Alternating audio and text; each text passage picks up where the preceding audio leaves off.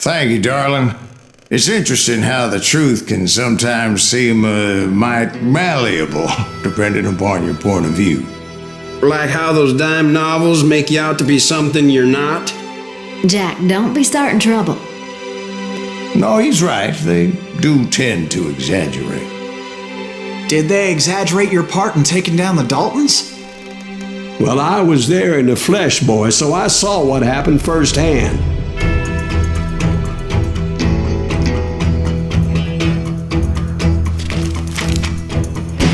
Those Daltons were lawmen once, before they all went bad, robbing banks and trains clear across the territory. Until Coffeeville, of course. I was one of the citizens who took up arms that day. Fighting on the side of the right? I did my best, sir. We all did.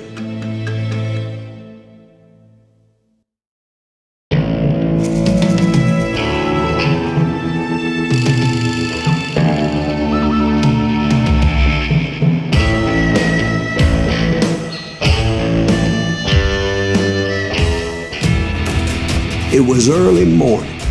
One of my friends was a local gunsmith, and he handed out firearms to anybody who'd take one.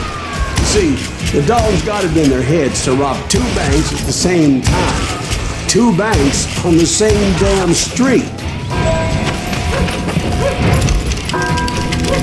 Well, the locals recognized the Daltons right off. Before they could get away, half the town took up arms to defend their property.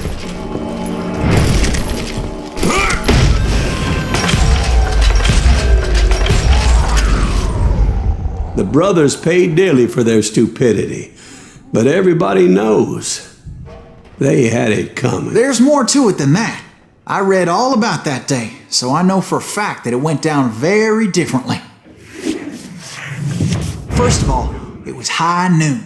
A posse of U.S. deputy marshals were on the rooftop across the street. Get ready, boys. They're gonna make a move. The lawmen had been tracking the Daltons for months. Now they finally had them dead to rights. Among them was a bounty hunter feared by many a lawbreaker.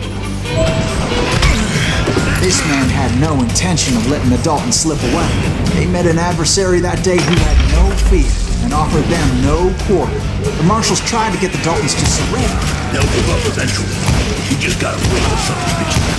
This bounty hunter knew that the brothers were far too proud to ever lay down their guns.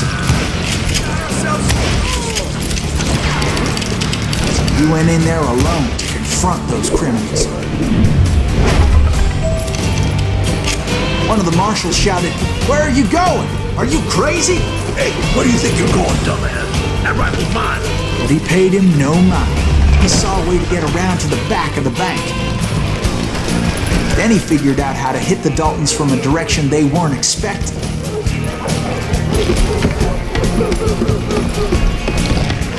A moment later, he was climbing up a steep ladder, laughing at danger as he did. It was brave men like him who risked their lives to tame this wild country.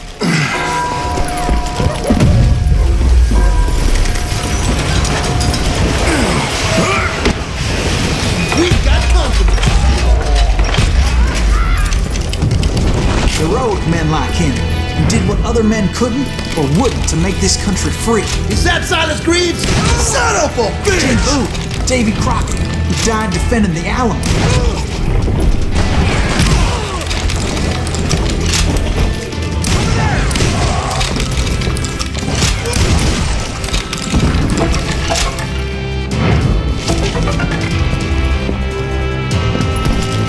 Over there!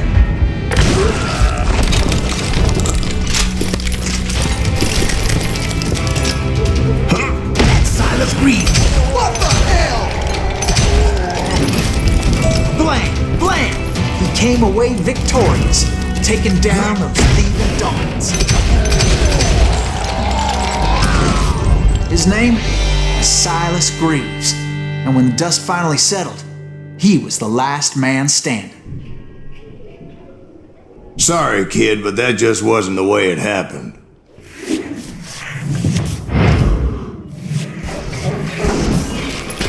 It was early evening, not high noon. You son of bitches! Daltons blew up a safe, and were all set to hightail it out of there. Those pathetic deputies surrounding the bank were dropping like flies.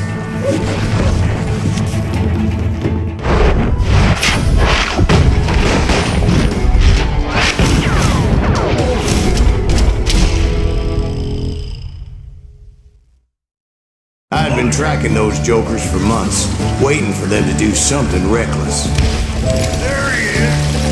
Finally, they did. Those stupid bastards decided to rob 2 banks at the same time in the same town where everybody knew them. But they still had friends in Coffeyville.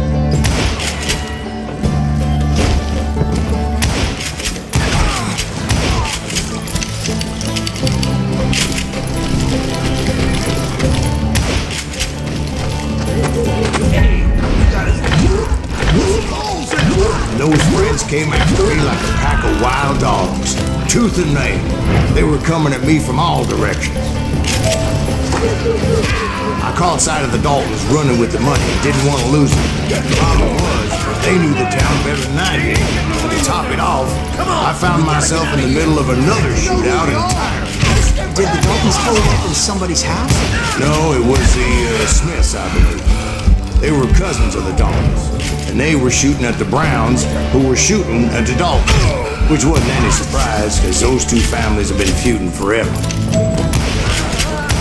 And since the Joneses are related to the Browns, they shot at the Smiths, pissing off the Heimhoffers, whose daughter recently married a Smith. Well, bullets were flying every which way as all the old feuds in Kansas caught fire all at once. There was a hell of a lot of pissed off people in Coffeyville that day. The Dalton boys knew I would never give up. Those Daltons weren't the sharpest knives in the drawer, but they always stood together. They set a trap to slow me down and allow at least 2 of them to escape. The 3rd brother stayed behind to plant me, just in case that trap of theirs didn't work.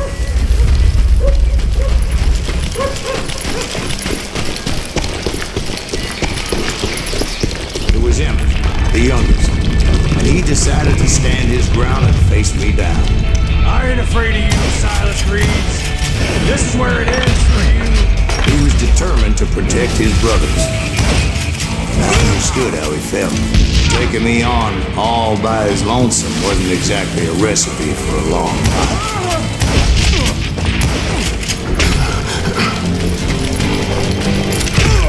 Gonna beat you like a red-headed stepchild. But Emmett Dalton survived the robbery in Coffeyville. He's the only Dalton who did. They say he was shot 23 times. Well, Dwight, who do you think put all those damn holes in him?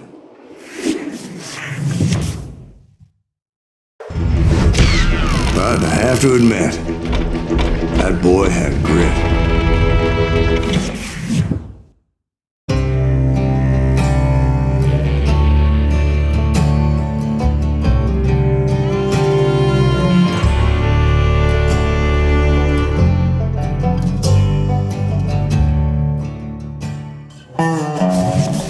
We'll get those suckers! It took me a couple of days to track the Daltons down. They can't get away with this! And in that time, a whole posse of local vigilantes offered to lend a hand. We'll track them to the ends of the earth. They seemed as determined as me to find those outlaws. But as we headed into those swamps, it was like I had my own private army. There was no way those boys were getting away this time. It was early fall, right? Beautiful time of year. At least you had the weather on your side. Not by my recollection. It was damp and foggy as hell. It was tough to stay on a true course, so we kept an eye out for landmarks.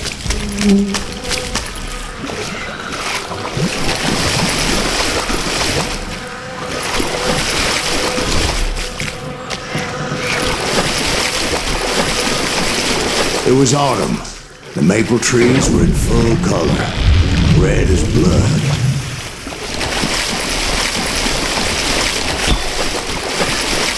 The rains that year were torrential, so the whole area was flooded. The vigilantes had spread out wide, and pretty soon I couldn't see anybody. Bury them in the swamp! Plant them where they stand!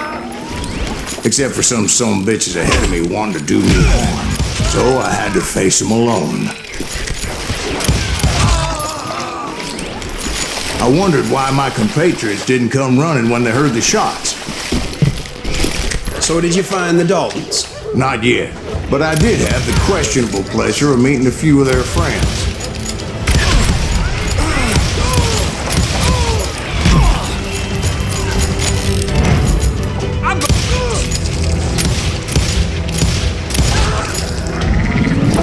The boys had established quite a reputation by that time, so they attracted all manner of riffraff to their cause.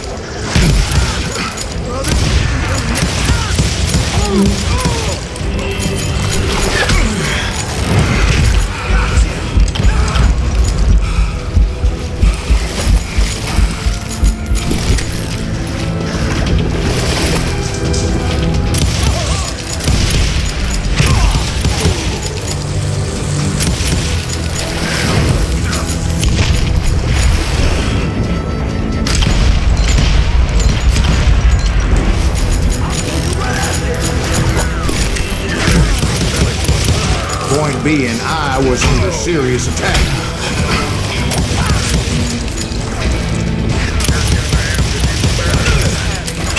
I'm gonna cut you, just like this. My reinforcements was nowhere to be seen.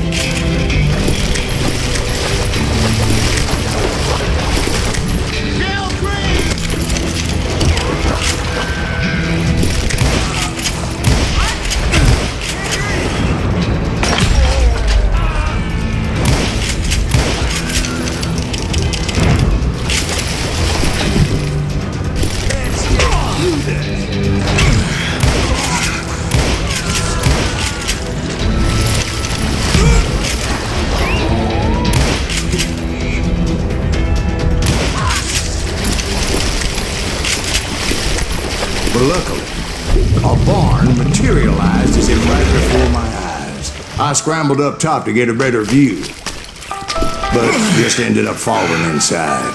So, how did you get out? The barn doors was open. About right then, I saw some suspicious characters running through the bushes. Of course, I followed them.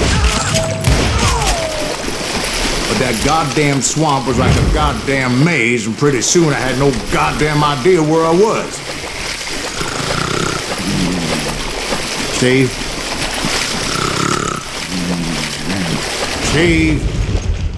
Steve! Huh? Oh, no, I'm listening. Indians surrounded me from all sides.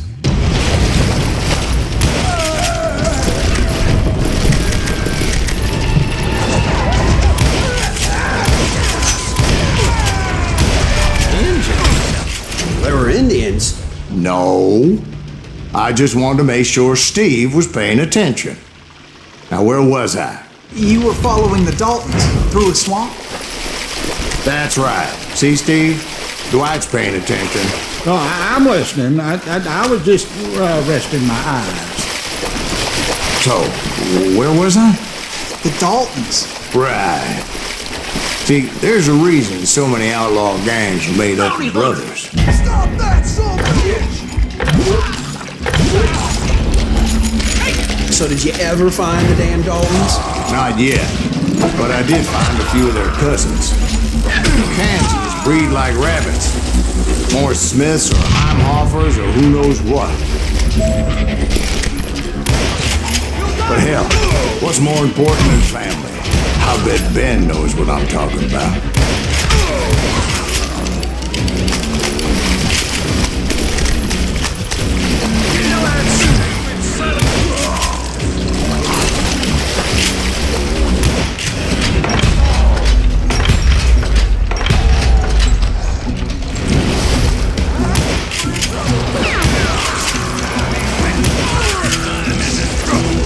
Bury him in the smoke.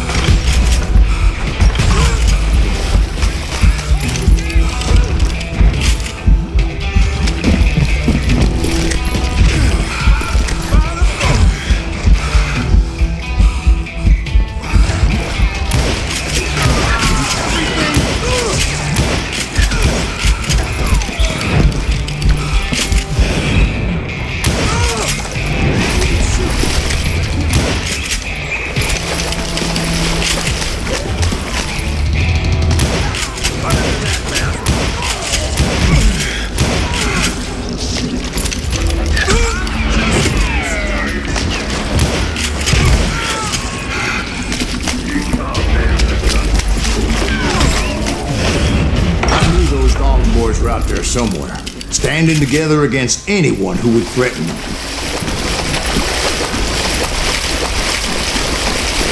And that's when I saw it. A goddamn steamboat. A steamboat in a swamp? Yeah, Steve, but this wasn't much more than a wreck, really. But how'd a damn steamboat end up in the swamps?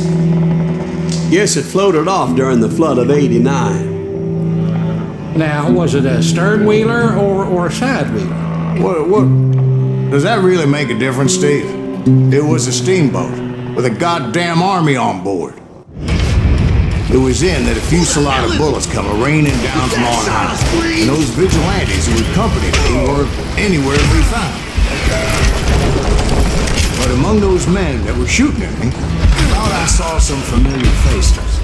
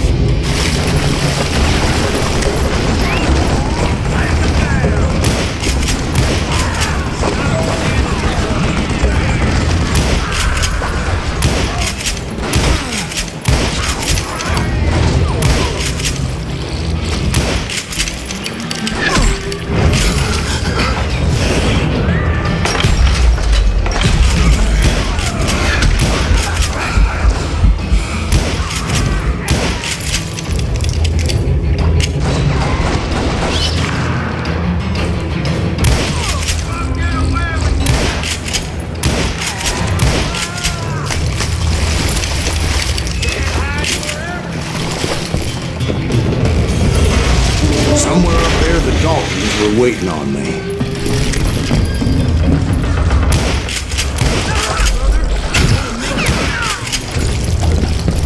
Sounds like you don't give up too easy. That's the kind of man I am, Ben. I set out to do something. I do it. Surrender just ain't in my nature. Plus, I'm stubborn as hell. Rule the day!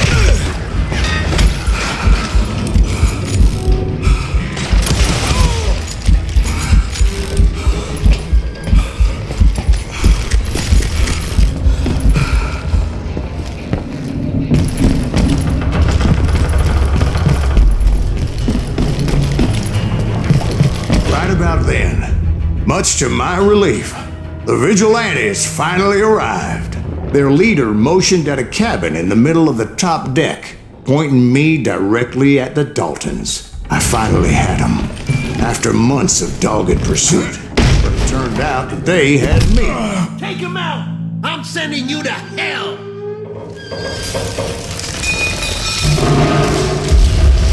The Daltons had played me like a fiddle. After all, is he? Apparently, the vigilantes were on their damn payroll. They didn't just want to shoot me. They wanted to burn me alive. But finding my way out of a burning labyrinth proved to be quite a challenge. It was a riverboat, right? I mean, it's not like it was a goddamn ocean liner. Well, yeah, but I was in a Did you fight. hear about that ship that's gonna launch next year? Large as one water.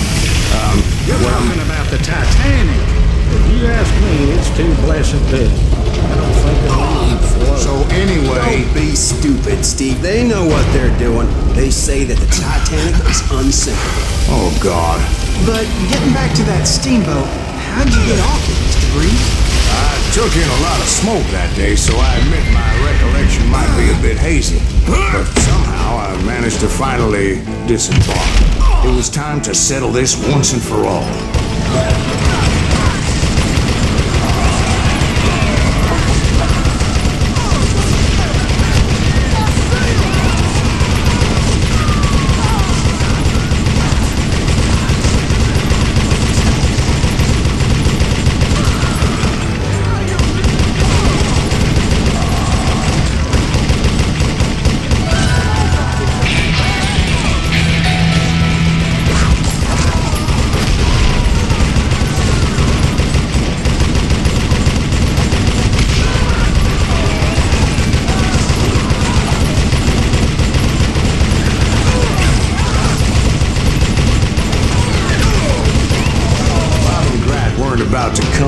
one at a time. They were in this together. Two brothers side by side, determined to take me down. Confident that this time the odds were on their side.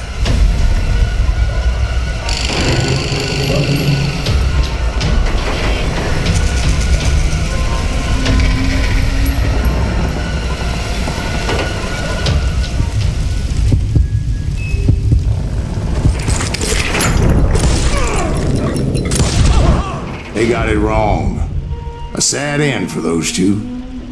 If they'd only known that Emmett was still alive despite his wounds. Paroled 14 years later, he moved to California and sold real estate and lived off the legend of that fateful day. And the tragic death of his two brothers.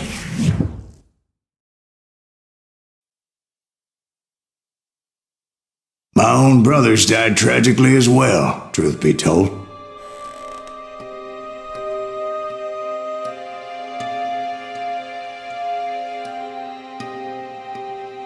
It was 1868, and me and my older brothers were pulling a tidy profit running cattle into Juarez, Mexico. One night after my brothers retired for the evening, I found a little poker game in a cantina with a couple of cowboys. And I just couldn't lose. I even won an old Spanish coin that had to be 100 years old. Well, I was mighty pleased with myself the next morning as my brothers and I rode for Texas. But before we crossed the border, those cowboys caught up with us. It was Johnny Ringo, Roscoe Bob Bryant, and another asshole named Jim. They wanted their money back and everything else we had, including our lives, as those boys didn't want us coming for them later. Bob put that old Spanish coin in my mouth and said, "I won't have it said that I left you with nothing, boy." Well, those horses bolted, and there we hung as those bastards rode away. The branch finally snapped under the weight of the three of us, but being my older brothers were bigger and heavier, they were already dead. And right then I swore to myself that I would avenge them. Ringo you know about, but Bob eluded me until I heard he was riding with the Wild Bunch.